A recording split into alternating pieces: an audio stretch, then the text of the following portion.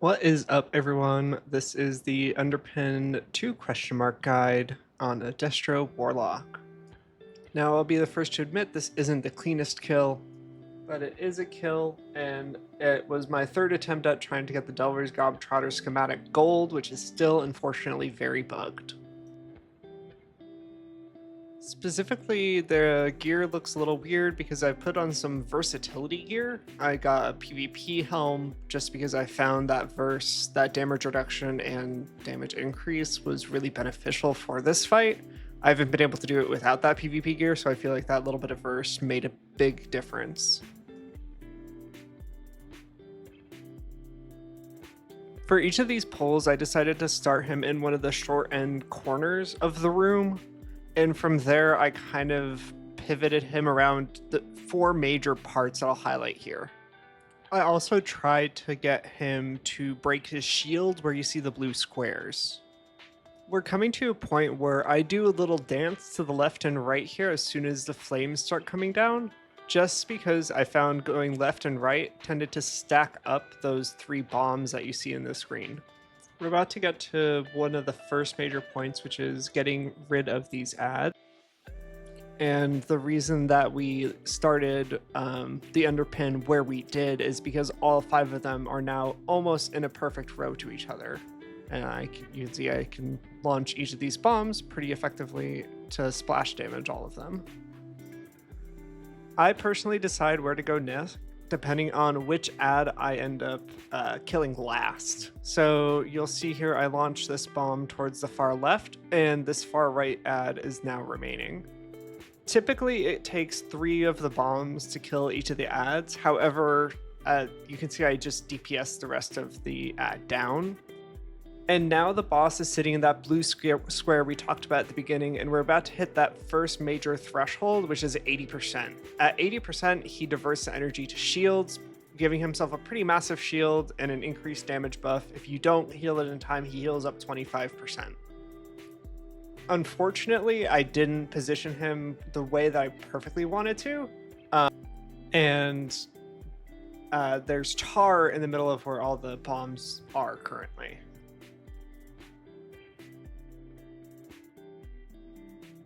And now what you're about to see is this flamethrower that's being cast. There are 2 ways to avoid it, which are to get out of the edges or to be out of range of it.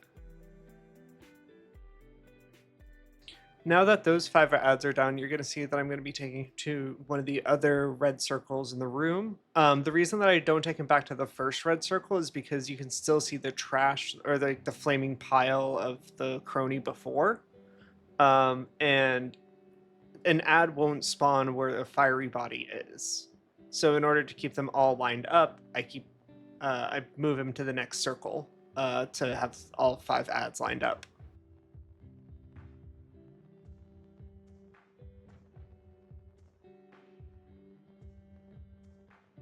And that's kind of shown here. As you can see, all 5 of the cronies are mostly lined up, but the fiery body did not allow a crony to spawn there. So there's a gap.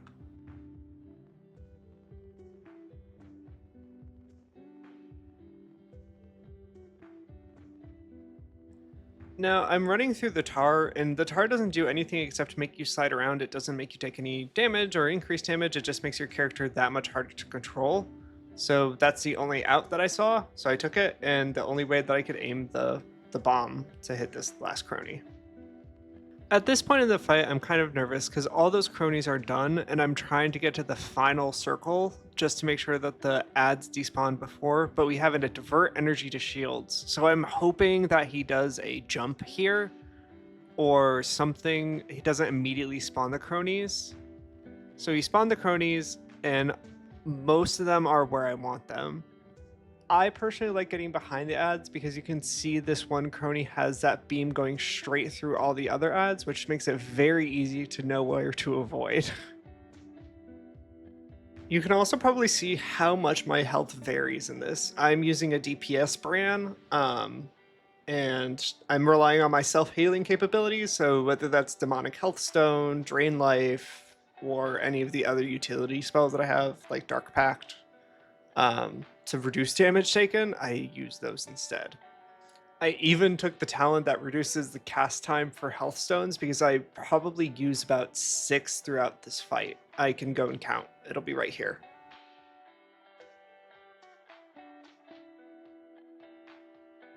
Right about here, you can see I graduated from the Prometheus school of running away from things since I run towards the flamethrower because that's the shortest distance to get out of it. I make the call here to go to the other side of the room, which ends up being a pretty bad call because it splits up the ads. There are so many ads up right now. I am able to deal with these 4 right here pretty easily. Don't even need that last bomb. And now I make my way back across the room because the ads got split up.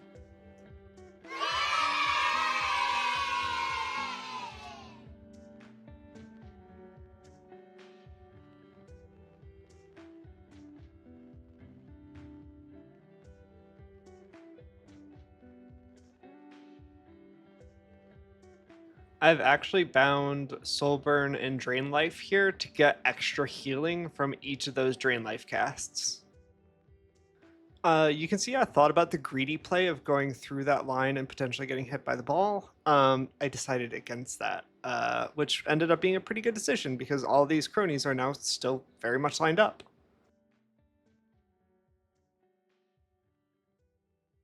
I think the biggest thing on consistency for this fight is determining ad placement and knowing when to move the Underpin. He doesn't like to move, he doesn't like to not channel stuff. So when you get the opportunity to move him, like I'm placing him in the next blue circle where I want him to be, he will pretty much stay there until I want him to move again. Now, a few seconds ago, you'll see that the ads still had red lines. Those are fake.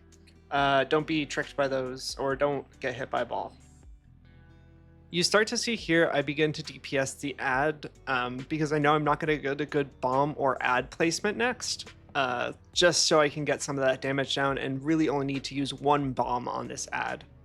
Hopefully one spawns right there, able to zip around, like trying to live here as the next set of cronies comes down after this crush. And I know that this is a bad set because 2 are on one side, 3 are on the other, and the boss has about 10% HP left. So I make the call to ignore the ads, knowing this is it.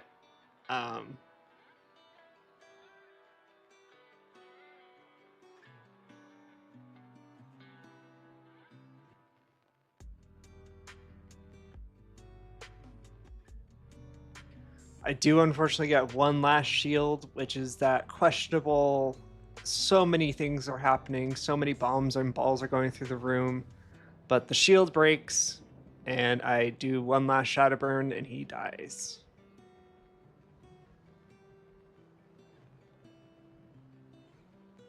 So that is it for the Underpin double question mark mode. I hope you enjoyed. I hope you took something out of this.